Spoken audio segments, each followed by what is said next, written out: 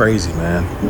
I look back at all my relationships and realize I'm dating the same person over and over.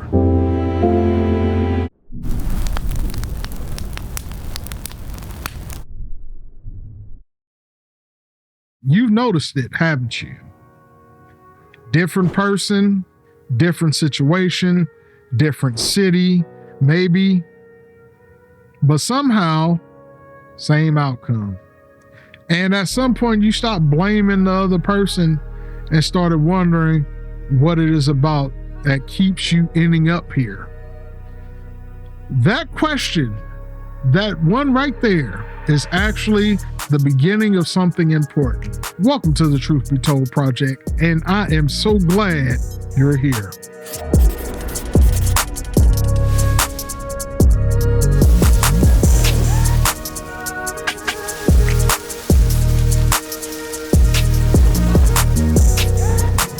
Let's look at what's actually happening on the ground.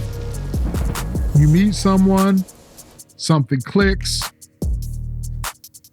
it feels comfortable, like you already know them. Somehow, they're easy to talk to, familiar in a way you can't quite explain, and you follow that feeling. Because why wouldn't you? Feeling something is better than feeling nothing. But a few months in, or a few years in, you realize you've been here before. The dynamic, the tension, the way you show up and the way they do, the arguments that go nowhere, the emotional unavailability, the push and pull, the way you shrink or over function or chase or disappear. You've done this dance before with someone else.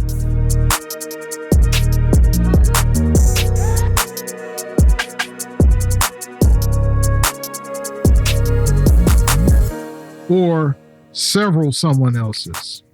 That's the site report. That's what we're working with.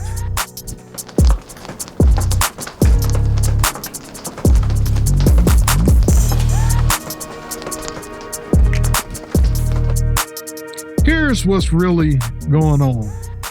You're not unlucky. You're not cursed. You're not bad at relationships. You're familiar.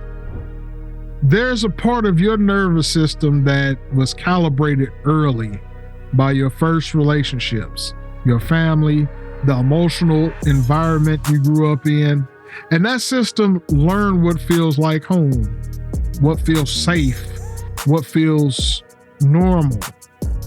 The problem is that home, for a lot of us, wasn't actually healthy. It was inconsistent, or emotionally unavailable, or high drama, or just cold. And our system learned to read that as real, as love, as connection. And when you meet someone who carries that same energy, even subtly, your nervous system lights up, not because it's right, but because it's recognized. You're not attracted to the wrong people because something is broken in you. You're attracted to what feels like something you already know. And you keep choosing it because familiarity feels like safety, even when it isn't.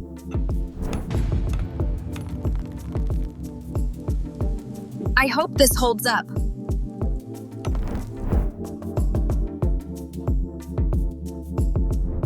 The default has a name: confusing intensity for connection. When there's chemistry, it feels electric. And sometimes it is. But a lot of the time, what we're calling chemistry is actually activation. Your nervous system recognizing a pattern it's been trained to respond to. The anxious pull, the need to earn someone's affection, the relief when they finally show up after they pulled away, the way the uncertainty keeps you hooked. That's not love, it's a loop. And the tricky part is it feels like love. It feels more real than anything calm or consistent has ever felt, because calm and consistent doesn't activate you the same way. So you read it as boring, as no spark, as not enough, and you walk past the stable thing looking for the familiar fire. That's the default. And most people run it their whole lives without ever seeing it clearly.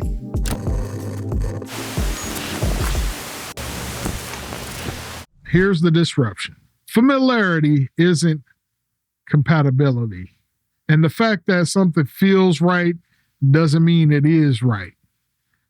Your gut has been trained by your history, which means sometimes your gut is pointing you toward more of the same. This isn't about distrust. It's about understanding that your attraction is data, but it's not the only data, and it's not always reliable. The relationship that actually works for you might not feel like fireworks at first. It might feel a little quiet, might feel a little steady.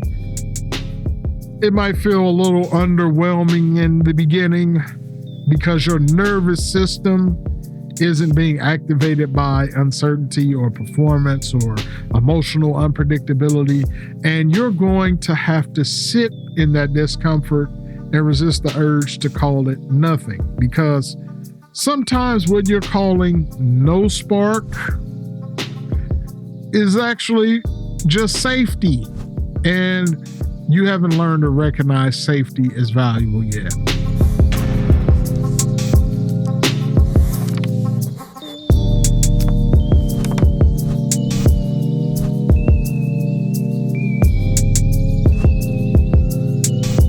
So here's how you start to shift this.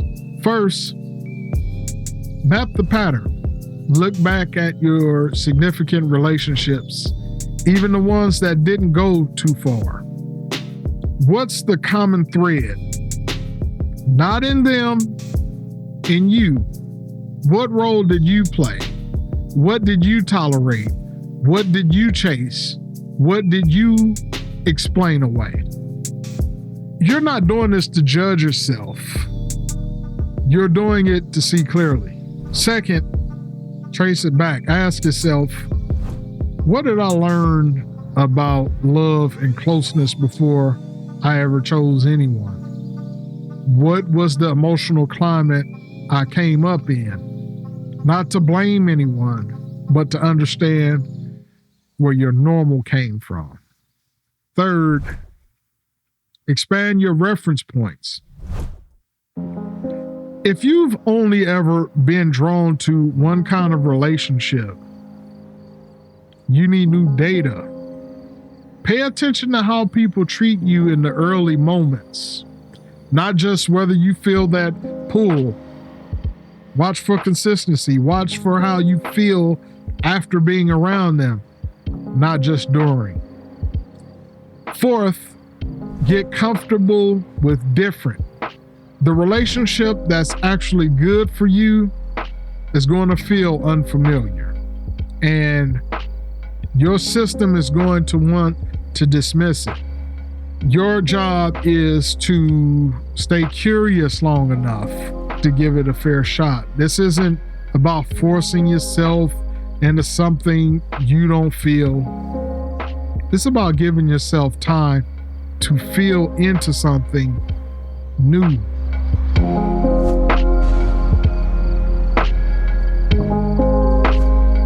Here's your commission for this week.